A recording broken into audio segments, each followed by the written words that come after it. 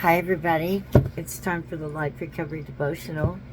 30 meditations from Scripture on each step in recovery. And today we're on step 4, day 4. And if you don't know, step 4 is we made a searching and fearless moral inventory of ourselves.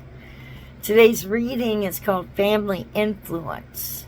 And it's taken from the book of Nehemiah, chapter 9, verses 34 through 38.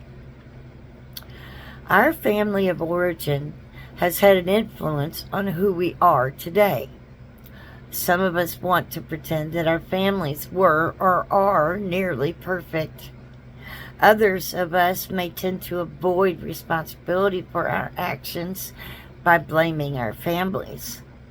Whatever the case, when we think about our own lives, we also need to deal with our families and the effects they have had on who we are today. We're told that the returned Jewish exiles confessed their own sins and the sins of their ancestors.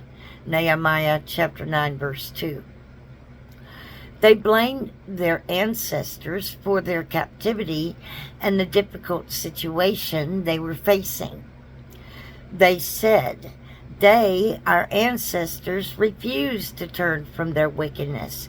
So now today, we are slaves in the land of plenty that you gave our ancestors for their enjoyment. We serve them, conquering kings at their pleasure, and we are in great misery. Nehemiah 9, verses 35 through 37. It's all right to admit the truth about what brought us into bondage. This might very well involve the wrongs committed by our parents and family. It's all right to express our anger and regret over what's been done to us. We have a right to hold others accountable and grieve over the negative effects they've had on our lives. That is part of the real picture. It's not all right to use this as an excuse for our wrong choices or for staying in bondage. They may be partly responsible for bringing us to this place. We're responsible for moving on to a better place for ourselves and our children. Past generations helped create our present circumstance. Our confessions can free us for a better future. Wow, this is really, really true. I